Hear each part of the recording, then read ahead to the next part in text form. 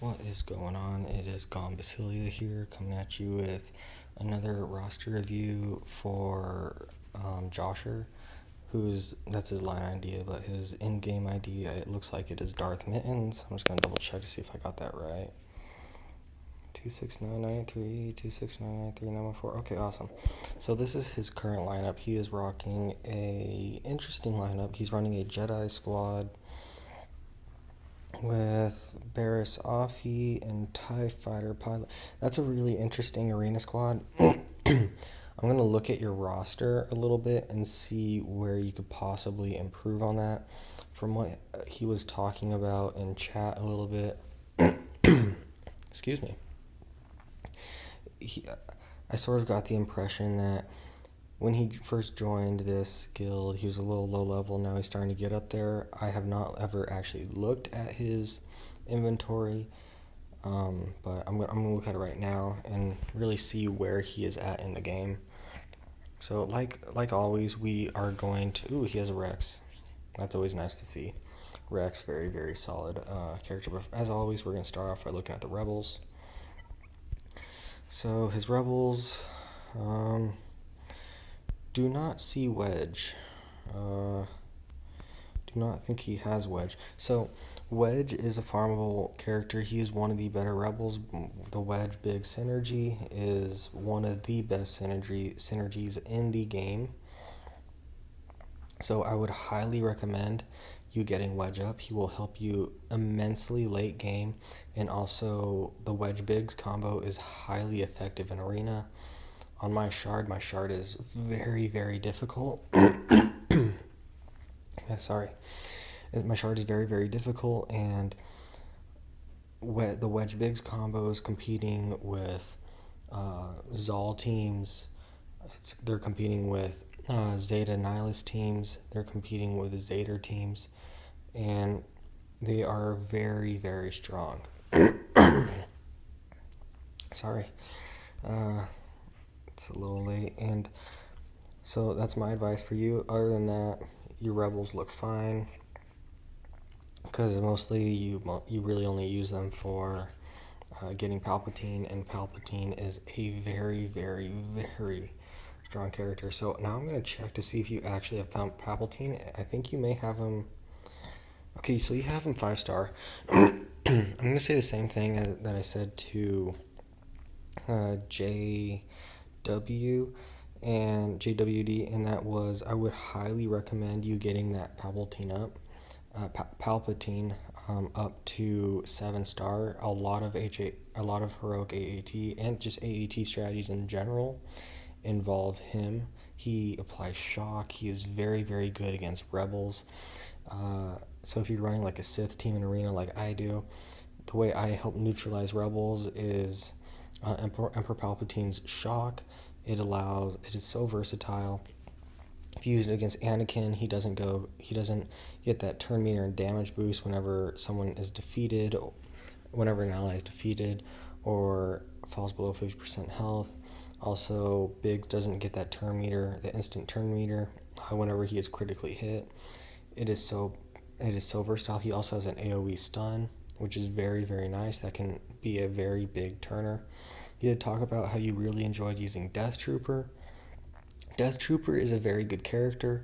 He's very I wouldn't focus on him too much though, because actually no, Death Trooper is actually a very solid character. I take that back. He's a very solid character. His death mark is very good. I do see that you also have a Shore Trooper. I'm going to say the same thing to JW that I'm going to say to you. Not many people have Shore Trooper. Shore Trooper is arguably one of the best tanks in the game. He's up there with Baze Malvis, and because he's an auto taunter, he also grants critical hit immunity. He has the most, I think he has the most protection in the game, I believe. Either that or Sunfac. I think Sunfac has the most health and Shore Trooper has the most protection, but it could be the other way around. And it may be. So that's just your Empire right there. I'm going to look at your clones, because that's another staple in AAT is phase 4. You got Princess Zodi or just clones in general. You can just run a clone team, which also works fantastic. And if you're just running a basic clone team, it also works well in phase 2. But phase 2 is usually droids. Phase 2 is usually droids and Zader, but that is a little ahead. So for now, I do see that you have worked on your clones a little bit. Clone's very strong. Probably the best one out of all of them is Rex, is Clone Trooper Rex, because he is the most versatile in other teams. With all these clones, they're sort of really only good when they are synergized with the whole clone team together, the exception being Rex. Rex is not something that you really need in your clones. He's one of those that is nice to have there, but in AAT, it is better to substitute him out for Princess Leia, and if you're rocking in phase 4, because she grants critical chance up and can multi-hit to help reduce the cooldown for the 212th attack. So that's sort of a little insight. There are a lot of other videos on YouTube where you can look up like how to do it. Also, I'm gonna look at your ships last, actually. So we're gonna look at your droids, see where you're at. You are farming with General Grievous. I would not recommend farming General Grievous up too high. He is not a super good droid. He's one of the worst droids. I really hope he gets a rework soon, because I do have him as well. And if he gets a rework soon, then you can farm up as much as you like. But the reason why I would stay away from him is because you can only get his shards from the shard shop, and that shard shop currency could be better put elsewhere, such as like gear, because that's what I use my shard shop currency on, is gear, and also shards. For right now, I am using my shard shop currency to get Sabine up to 5-star, and also I use it for gear. I would not waste too much on General Grievous because he's not a super good character right now. You do have HK-47. I would highly recommend you getting him up to help succeed in phase 2, because HK-47 is the leader you will be using. You will also be using IG-86 as well as IG-88. So you'd have an HK lead with IG-86 and IG-88 behind him, and then you will have 2 Jawas alongside. And the other knows the 2 Jawas are Chief Nebit, because he's a taunter. He also has a multi-attack, as well as Jawa Engineer, which you do not have. He is a very, very difficult farm because you can only get him in the guild store. So that's one thing. I do recognize that's not a really easy droid team to really that's really accessible. So the other option is a Zader team, and the Zader team is a Zader lead, but you also need Tusken Shaman for that strategy. And Tusken Shaman, again, really only can be farmed, I believe, from the guild store, and I think don't hold me to this, but I think Tusken Shaman can also be farmed from the fleet shipments. So those, I think it's either that, just fleet shipments. I mean, it's either just guild store or it's fleet shipments. I'm not 100% sure, because I'm only farming her out of guild shipments. So that's why I know there for sure. Also, let me think. So then there's phase 3, which is like the Turpentine, which uses Palpatine. It's basically a Chief Chirpa team where you have 2 tanks that are constantly taunting. So those 2 tanks could be like Royal Guard or something like Royal Guard and Stormtrooper Han. That's what I use. Except I use Tibotine, which, since I don't have Chief Chirpa, and that's a little different. Same concept, but you're using Tibo and the two tank team with Emperor Palpatine. Very effective phase 3.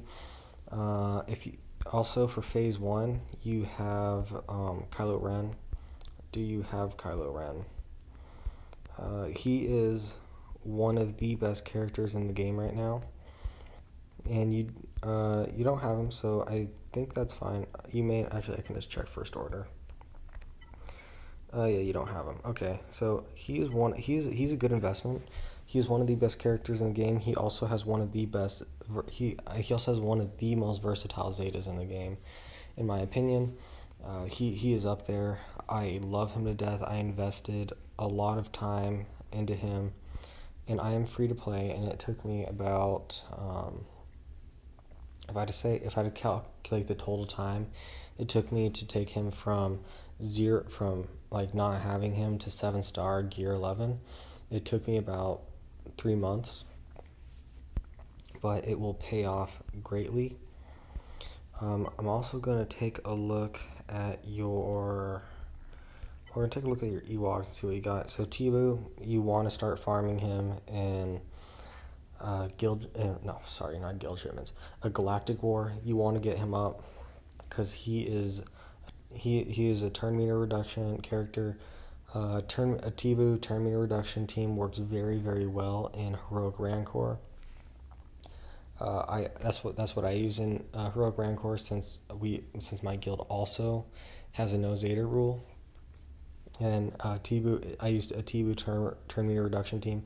There's other strategies, but Tibu is the most classic and easiest one to use. We're also going to take a look at your. Okay, so I did Rebels. We're gonna take a look at your Sith and see what's going on, because Sith are also very powerful. You have Dark Nihilus, level 35. I'm guessing like gear 4 or 5. Darth Nihilus is viable at 3 stars.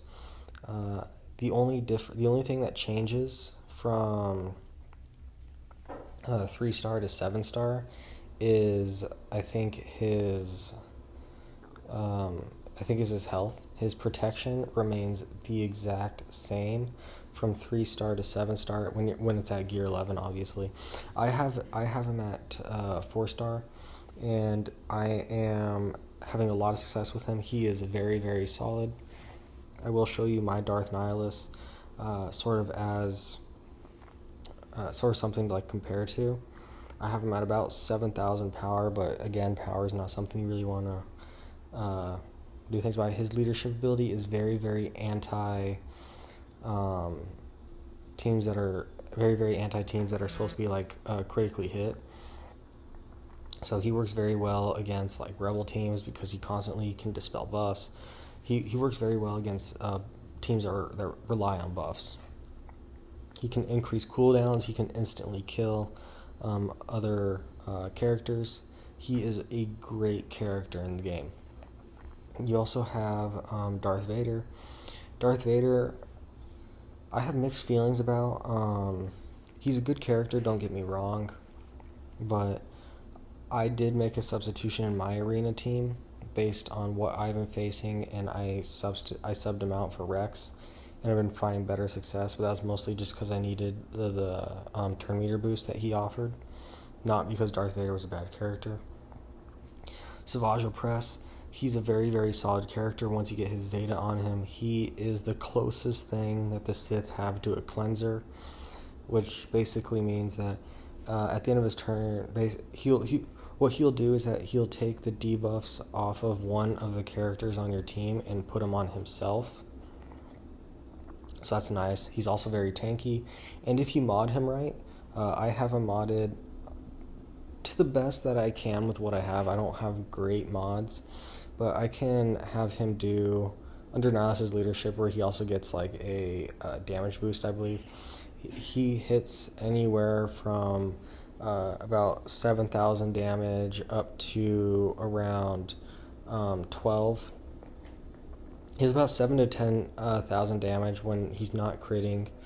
I'm not exactly sure how much he does when he crits, because under Niles' leadership ability, Sith cannot crit, which is very, very important because there are teams that rely on critical hits to gain turn meter, and he's sort of a counter to that. Also going to look at your scoundrels. This is something I didn't look at in another one, but scoundrels are also very important. Um, I use scoundrels are very important for credit heist and also the training droids. Very very important. I'm going to just take a quick look at your characters, and you seem to be fine. You should be able to maybe a little more gearing here and there. You should be able to probably get to about you should be able to do the last one of the credit heist. If not, just work on your scoundrels a little bit. You also need scoundrels for I believe the critical. You need scoundrels for the critical chance mod challenges. So I would get them up just high enough so you can do the critical mod, the third tier, the critical mod challenges, and so that you can do the last tier of the credit heist, as well as the last tier of the training droids. I don't have mine up too high. I will show you what mine look like at the end, which we were sort of going to be getting close to. Let's look at your Phoenix, see how much you really put into them. I wouldn't put too much into them. It's all personal preference. It's sort of like how much do you want Thrawn or not. I'm not really going for him too hard. What I'm doing is that I'm just sort of getting them up to about 5-star and gearing them up enough so that I can get a 5-star Thrawn, and then using him and seeing if I like him or not and going from there. That's my suggestion. Well, that's what I'm going to do. I'm not going to make any suggestion because that's just that's a choice that you can make yourself based on what you want in the game. Personally, I don't think he brings a lot to the game. He is strong offensively, but on defense, he is really bad for Arena. He is very, very good in Rancor, but again, you can just use the classic T-Boo, turn mirror reduction. They're all alternatives. He's just like the new fancy thing, so it's like new teams that are coming out that can also sell the Rancor, even though Zader can already do it. So now I'm going to look at your Fleet Arena. Your Fleet Arena, you seem to be doing fine. You do have a 7-star ship. I'm not sure. What ship is that? Is that Rex's? Or Clone Sergeant? Okay, that's Clone Sergeant. So, you do have a 7-star ship. I do think you said something about going for Zetas. And so what I would do is that for the Zetas, you got to start promoting Jedi Consular's ship. His ship is very, very good. It's very underrated. You may not think it's that good because he doesn't do a lot of damage on his basic, but he has assist. He can grant protection up to other allies. I use him. He's really, really good. Slave 1, one of the best ships in the game. I will say that safely. Slave 1 is probably one of the best ships in the game. That's also pretty easily farmable. Umbra and Starfighter, I would highly recommend you getting him up because he can apply damage down as well as I think it's defense down.